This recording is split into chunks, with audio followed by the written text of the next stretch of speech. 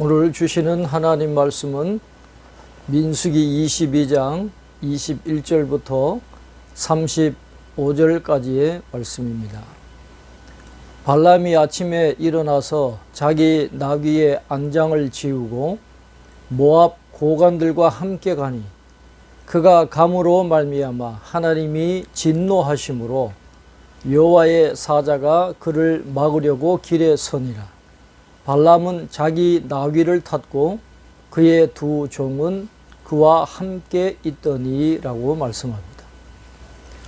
민수기 22장 20절에서는 발람이 발락의 초청을 받아들이는 것을 허락하신 하나님께서 오늘 22절에서는 갑자기 길을 나서는 발람에게 진노하셔서 여호와의 사자를 보내어 발람의 길을 막으려 하셨다고 말씀하고 있습니다.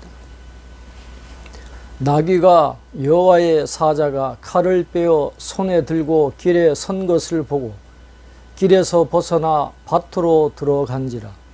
발람이 나귀를 길로 돌이키려고 채찍질하니라고 말씀합니다. 오늘 본문에는 모압을 향해 나귀를 타고 가는 발람의 앞길을 여호와의 사자가 손에 칼을 들고 3번 막아섭니다.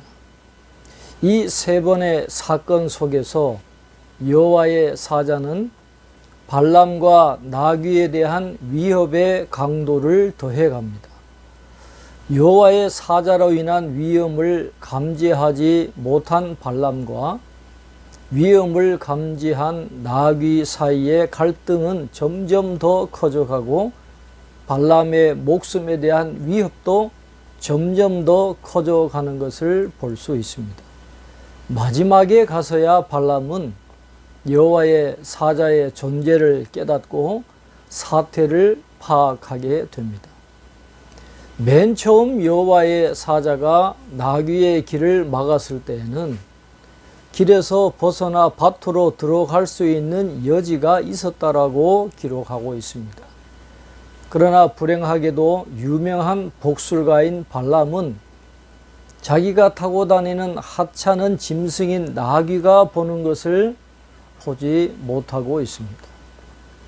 발람은 나귀가 아무 이유 없이 말썽을 피운다고 생각해서 채찍질을 해서 제 길을 가게 만들려고 했다라고 오늘 말씀은 이야기하고 있습니다. 여호와의 사자는 포도원 사이 좁은 길에 섰고 좌우에는 담이 있더라.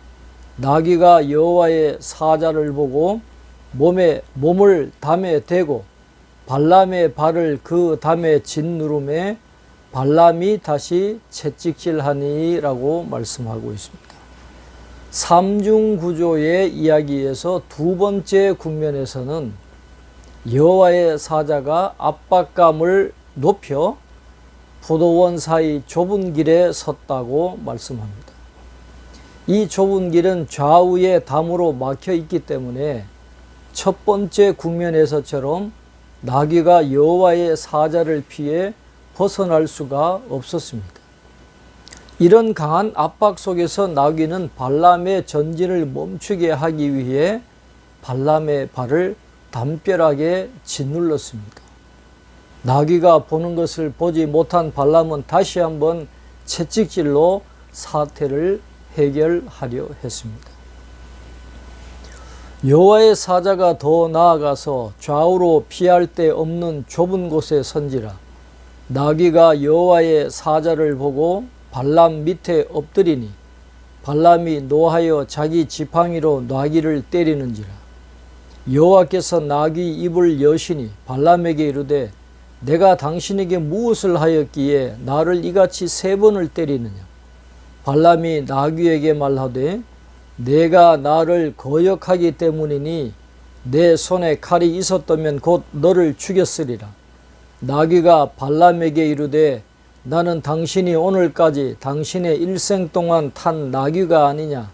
내가 언제 당신에게 이같이 하는 버릇이 있었더냐. 그가 말하되 없었느니라 라고 말씀하고 있습니다. 세 번째 국면에서는 여호와의 사자가 발람과 나귀를 향해서 앞으로 전진합니다. 이번에는 어찌할 수가 없어서 나귀는 그 자리에 주저앉아 버립니다. 이에 발람이 노했다라고 했는데, 이 표현은 22절에 하나님이 진노했다는 표현과 동일한 것입니다. 나귀와 발람 사이의 갈등은 그 누구도 상상하지 못한 방향에서 해결됩니다. 하나님께서 나귀의 입을 열어서 그 짐승으로 하여금 인간의 말을 하도록 하신 것입니다. 그동안 3번에 걸쳐서 억울한 꼴을 당한 나귀는 발람이 알아들을 수 있는 언어로 왜 자신을 3번이나 때리느냐고 항의합니다. 발람이 자신을 거역했기 때문이며 내 손에 칼이 있었다면 너를 죽였을 것이라고 나귀에게 답을 하니까 나귀가 이렇게 말합니다. 일생 동안 나를 타고 다녔는데 오늘처럼 이렇게 말을 안 들었던 적이 있느냐라고 항변합니다. 그러자 발람은 없었다고 분명하게 대답을 합니다. 발람이 나귀를 학대한 것은 결코 하찮은 미물인 나귀도 보는 것을 저명한 복술가인 그가 보지 못한 데서 비롯되었습니다. 나귀보다 못한 그는 나귀에 의해 자신의 한계가 드러남을 당하게 된 것입니다. 그때 여호와께서 발람의 눈을 밝히시매 여호와의 사자가 손에 칼을 빼들고 길에 선 것을 그가 보고 머리를 숙이고 엎드리니 여호와의 사자가 그에게 이르되 너는 어찌하여 내 나귀를 이같이 3번 때렸느냐. 보라, 내 앞에서 내 길이 사악함으로 내가 너를 막으려고 나왔더니 라고 말씀하고 있습니다. 하나님께서 발람의 눈을 밝히셔서 모든 상황을 파악하게 하십니다. 여호와의 사자가 3번 나귀를 막아선 까닭은 내 앞에서 내 길이 사악하였기 때문이라고 하나님이 말씀하고 있습니다. 발람의 이 여행을 하나님이 긍정적으로 받아들이지 않으셨다는 의미입니다. 나귀가 나를 보고 이같이 3번을 돌이켜 내 앞에서 피하였느니라. 나귀가 만일 돌이켜 나를 피하지 아니하였다면 내가 벌써 너를 죽이고 나귀는 살렸으리라. 발람이 여호와의 사자에게 말하되 내가 범죄하였나이다. 당신이 나를 막으려고 길에 서신 줄을 내가 알지 못하였나이다. 당신이 이를 기뻐하지 아니하시면 나는 돌아가겠나이다 라고 말씀합니다. 27절에서 자기 말을 안 듣는 나귀에게 발람이 진노했듯이 하나님은 당신의 말씀을 분명히 듣고도 그 뜻을 헤아리지 못한 채 자신의 탐욕을 따르는 발람에게 진노하셨다라고 오늘 본문은 말씀하고 있습니다. 여호와의 사자가 발람에게 이르되 그 사람들과 함께 가라. 내가 내게 이르는 말만 말할지니라.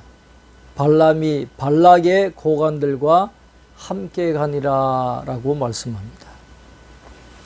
하나님은 발람이 길을 떠나더라도 하나님의 말씀만 전하기를 원하셨고 어떻게 해서든 자기 욕심을 차리는 발람을 당신의 뜻에 맞는 도구로 사용하시고자 했습니다. 그러나 불행하게도 발람은 끝내 하나님의 뜻을 거스름으로 죽임을 당하고 마는 것입니다. 하나님께서 원래 가지 말라고 하신 길을 무작정 고집하는 것은 그의 목숨을 위험에 빠뜨리는 것입니다. 하나님께 중요한 것은 발람의 능력이나 경력이나 명성이 아닙니다. 하나님께서 원하시기만 하면 발람과 나귀의 자리는 얼마든지 바뀔 수가 있었습니다. 오늘 이 말씀을 통해서 욕심 때문에 하나님의 뜻에 불순종했던 발람의 길을 걸어가지 않고 영적인 눈을 크게 뜨고 하나님의 뜻에 순종하면서 살아갈 수 있는 저와 여러분이 되어야 할 줄로 믿습니다. 기도하겠습니다. 하나님 아버지, 나귀와 발람의 이야기를 통해서 오늘 우리들에게 생생한 믿음의 교훈을 주신 것을 감사합니다. 한낱 짐승인 나귀를 통해서도 하나님의 뜻이 이루어지도록 섭리하시는 하나님의 놀라운 손길이 오늘도 우리와 함께하고 계신다는 것을 확신하게 하셔서 발람의 길로 가지 않고 하나님이 기뻐하시는 온전한 순종의 길로 나아갈 수 있는 저희들 다 되게 축복하여 주옵소서. 죄는 연약합니다. 넘어지기 쉽고 욕심 때문에 하나님 앞에 범죄하기 쉬운 연약한 심령들입니다.